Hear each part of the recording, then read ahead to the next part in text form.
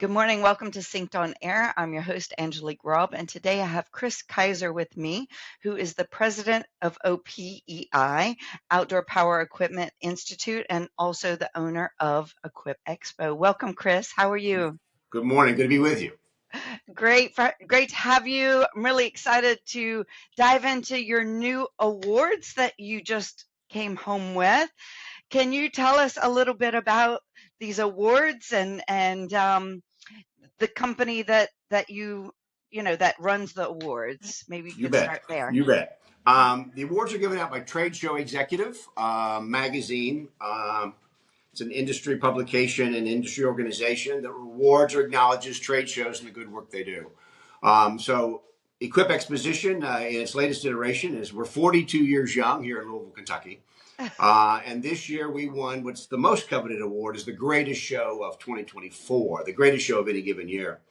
What makes that for me exceptional is that we also won most challenged. Just FYI for your listeners, we do everything from a dog's point of view. So our foundation, which is the education arm of OPEI and the show, has a spokes dog. We tell everything from a dog's point of view. It's about connecting to kids. My dog happens to be the spokes dog of the foundation, and she's on television and she does a number of things. But we are here at home getting ready to go out to the show, which, as you know, is this week.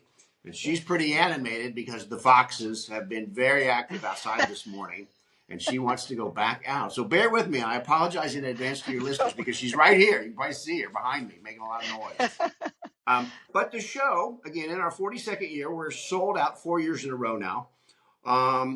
So we won these two big awards on Thursday night. And so we're very happy. We've been nominated a number of times. 4 years ago, post-COVID, OPEI took full ownership of the show and brought management of the show in-house.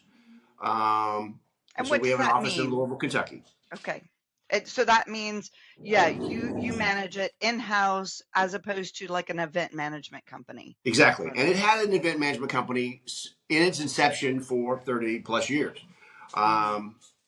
And so COVID was a defining factor for us on an ongoing forward basis.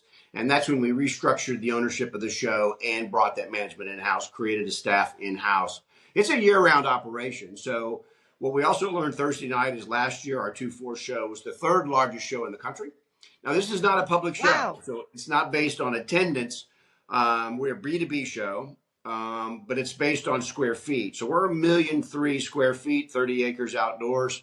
Very unique here in Louisville that you can get on the equipment, test, dig, cut, you name it, trench, test before you invest, if you will. And we put up a tree. We take down a tree. We have the world's largest Christmas tree stand. It's 26,000 pounds. And we put up a tree in Freedom Hall. Went up yesterday, 60-footer. So if you want legitimate tree climbing training and tree demonstrations, you need a tree. And so we put one up. So it's that kind of show, real world, indoor, outdoor for landscapers, hardscapers, tree care, irrigation, you name it. If you're about creating outdoor space, we're the spot. Yeah. And so this event that you won the greatest trade show of 2024, this is across all industries. This is not just and is it all B2B trade shows? Is it? It's all trade. It's all trade shows in the country. I mean, and there are hundreds of them. Yeah. But we are quite unique in that we've utilized the show as a communicative platform for the industry, for our education efforts, for the power of parks and saving living landscapes. We communicate vis-a-vis the show. And what we want to do, it's experiential for our attendees, our dealers, distributors, landscapers, hardscapers, you name it, is that we give them social opportunity. Because that's where learning, speaking of the devil, that's where learning takes place, is in the peer-to-peer engagement. How did you survive COVID? How did you survive the latest tax change? How did you survive the latest labor challenges, et cetera? So we have an opening reception at Churchill Downs, the iconic Churchill Downs. We have a couple of concerts. We have a big closing concert on Thursday night, where we get folks together to socialize, mingle with one another. And here in Louisville, what's called a citywide event. So we're in 73 hotels. 12 of those are on a shuttle. And so if you're in a hotel, a restaurant, elevator, you're likely with other people coming to the show. You And so we are. see Yeah. lots and lots of engagement, a lot of people meeting one another. We call it a family reunion. Again, we're 42 years young. We're a business show. And so we have about a 50% retention ratio year over year. So we have lots of folks who come back to, meet one another, get together, have a beer and a pretzel. So we're that kind of show. We call it a family reunion for the business. Oh, I love it. I love it. And as we were talking before this, 2022 was my first expo I guess it was GIE then and changed to Equip Exposition. What have you done differently since taking ownership? Because you've won lots of awards, like most innovative show, best new idea. It seems like it's been blossoming since the changes in 2022. Well, we brought in the right folks, right? We hired some folks in the technical space, in the innovative space, the social media space, to help us better understand and communicate outward. But importantly, we do a lot of survey work. We talk to a lot of attendees, not just our exhibitors. We talk to the folks who come to the show, and for different reasons. As you know, we have a lot of education, a lot of certification training, a lot of presentation events. We have a keynote speaker this year, the founder of Savannah Bananas, Jesse Cole. And we listen. So we're talking to thousands of landscapers about what brings them value. We want you to leave this show with an idea, experience, etc., that brings value to you and your business. And so we engage them, and frankly, we listen. And so we tailor every year, and we have education partners. We don't put on the education. We partner with the irrigation folks or the pool and spa folks, the tree care folks, the irrigation folks, lighting, you name it, trenching. We partner with them to put on the kind of education or the certification training in the applicator field that states will adopt. And that's all things we've done since the change. And it works. Listening works. And acting on that information. And so we tailor that, and we go into our pocket. So one of the first complaints I saw in my first under the new management was people complained about getting in and out of the facility. So you had to stop and pay. And nowadays that was an electronic transaction. It takes a couple of minutes. You're dealing with thousands of people. And so the gates were a problem. So we bought out parking. So we go into our pocket. That's a $70,000 expense. But it made the experience for the attendee that much better. Seamless. Yeah. I think, it's amazing to think that you have 73 hotels, but I mean, it's record-breaking attendance, isn't it? Wasn't last year, 2024, record-breaking as well? Yeah, each year that we've had it, we've increased the attendance. So each year we've broken a new record. Same thing with square feet, same thing with attendance. Now, again, people say, well, you sold out. How'd you have more square feet? Well, we retooled. So we took some of our outdoor area, made it available as an exhibit space. We took our UTV track and moved it to another part of the facility. So we were able to free up a few more square feet. So we're a little bigger. Again, we sell out now every year and early. Our contracts will go out. One of our busiest weeks of the year is the week after the show. That's when we generate contracts for the next year.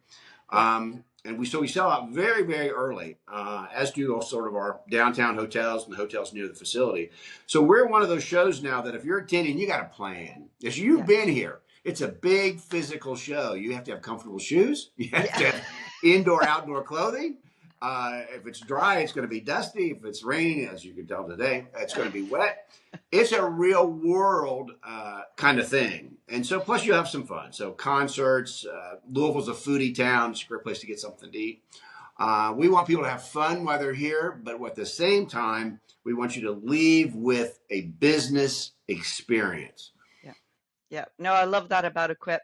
I feel like you can't not be there, each year because, everybody will be there or a lot of people that in the industry that you don't even know who you're going to bump into. Well, it is a can't miss. And that's, nowadays we know that. And we're so, our education foundation, the TurfMutt Foundation, helps. We've reached 70 million kids, teaches them to become stewards of the outdoors, the importance of the outdoors. But in so doing, we tell from a dog's point of view. Remember, we have a dog superhero. TurfMutt is a superhero, cartoonized, but there's a real dog behind that. And so we have a national dog adoption event at Expo. We get lots and lots of dogs adopted on Thursday of the show. Thursday afternoon, isn't it? Our TurfMutt was adopted at this show 6 years ago. And so that's an interesting thing. She now hosts our 5K, which is Wednesday morning. We'll get several hundred runners out there early on Wednesday morning to run across the Big Four Bridge, which is a pedestrian bridge across the Ohio River. Again, a unique venue. Just at the TurfMutt Great Lawn, which we sponsor for the city. We've given them quite a bit of money to sponsor the Great Lawn, part of Waterfront Park, which is the -- riverfront park in the nation, according to USA Today this year. Yep. Wow. So we're all very proud of that. But so you'll see dogs. And one of the things we do at the show is if you've adopted a dog, a lot of those people bring them back year over year over year, back to Mutt Madness. So when I say it's a family event, it's a family affair, it's a family reunion, it is. I even met, it was a company out of New York. They brought the dogs that they had adopted. I met them in 2024. It's even the dogs are welcome back. Absolutely. And we call them show dogs. It's not Westminster, right? Yeah. They've all come from a show, but it's not that show. But no, again, people are, and I love the stories. The fellow last year, we were at Mutt Madness from Alabama, and he said, I've been trying to get my wife to come to this thing for 20 years. And he said, so finally your magazine, she sees in the magazine about the dogs, and we follow their stories, and they're in our magazine on an ongoing basis. And he said, she came for the first time in 20 years. He said, I came to buy mowers, and guess what we're going home with? And he, pulled the new best friend. So he says, no, she came for the first time. We're taking home a dog. And he goes, I got my mowers. And so that warms my heart, is because it's, we're doing the right thing. Yeah. Yeah. Well, and I think our industry is unique in that you can take your dog with you in your truck, and you can, my dog grew up on the road with me visiting landscape clients across the country. It's one of those industries that probably love and embrace outdoors, and a dog is part of that experience. So it's a great tie. And how many dogs will you have at this event? We usually bring in about 30. Okay. And get So most you better of them be adopted. quick if you want one. Exactly. And one of the things I do, I do a lot of work with the Humane Society, personally and professionally. But I say, bring us your tough adoptions. Bring us the old guys. Bring us. We're known for getting 3-legged dogs adopted, and they do. And by golly, we send them home to a new home. So we're not just puppies or the young ones, but we bring in the seniors. We bring in 3-leggeds. We bring in adoption challenges, because those are the folks who we are. And we send them home. We have a terrific track record of getting dogs adopted. Oh, what a great story. Now, we didn't come on here talking just about dogs, but we came on here about the greatest show in 2024. What are you doing? It sounds like every year you're innovating and growing parts of it and starting new innovative ideas. What's new for 2025? Oh my gosh. There's a lot of new, I know. There's a lot of new, the education offerings. And again, that's a website. So we have dozens and dozens of classrooms and speakers, and we bring them in from all over. That changes every single year. The morning show, Energize, and the podcaster events, the influencer events, folks like you, who are critically important, is to communicate to the audiences. You help us reach these folks. Mm-hmm. That changes every single year. We have, yesterday they set up 2,800 chairs in the event center for the Cole event, and we have 6,000 RSVPs. It's going to be a snug room. No, Get but there we early. have overflows in the lobbies. We have overflow with the Jumbotron and Freedom Hall, so that'll get broadcast throughout the facility. But those kinds of things. So the morning show, Energized, that's where the audience is interjecting or interfacing with our podcasters and our influencers and folks known in the business. We've moved them into a better. We've moved them into the South Wing C lobby, creating podcast row. So Okay. education offerings, again, I happen to know already a lot of new product. So every year, a number of manufacturers will debut new product at the show. This year's is not unique in that way, is that we have a lot of new product coming. New product showcase changes every single year. That's new. The UTV track is new. We've moved it. The concert venue is new. We have a big concert, Big and Rich with Gretchen Wilson at the Kentucky International Convention Center downtown. The Churchill Downs opening reception was so successful last year. We're back there. We do have 4th Street Live. That's a different concert downtown. So we do some of that mix up. Yeah. But importantly, we remain the same. So we hope to keep building on your success, all the good stuff, and then add in. Every year we get new exhibitors. Every year we get new attendees. We have folks from all 50 states and 50 countries. I was So going it's to a say, global event. we've been reached out to by companies that are entering the U.S. Is that something that you're seeing more of, or is it as normal? Absolutely. Or okay. One of the best ways to enter the market is to come to Equip. So if you want to showcase your product or debut product to a user audience, a business audience, whether it's landscapers, dealers, distributors, etc., we're the spot. You see a lot of that. But we've had a couple of Australian shops, several from Asia coming in. So that's again this year. You'll see some new folks and new folks who maybe it's an established company, but they're moving into new product offerings, or there'll be an acquisition, right? These companies may change ownership, new product offerings. They may move, say this year, some big significant battery product into the commercial space. You'll see a lot of that this year. A lot of new robotics, a lot of remote controlled stuff, a lot of safety oriented machines, work on hillsides remotely, a lot of new software. So that's the thing about our show, the people that create that software, put it in the machines, you can track the machines, know where they are, know when they're down. They're there. You can talk to them. The thing is, I have a board of directors meeting at the show. It's 14 CEOs of major members.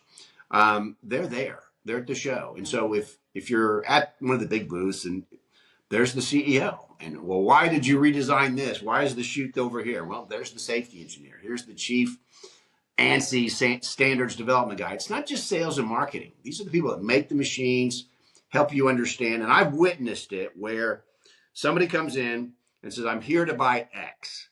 And they'll say to you, tell me about your business, tell me about your demographics, tell me about your topography. And as opposed to going home with the Z they wanted, they have right on stand-ons. So there's a big, the nice thing about coming to our show is you have the time and opportunity to work with the companies and looking at a broad, wide range of product, everything, and maybe change your mind.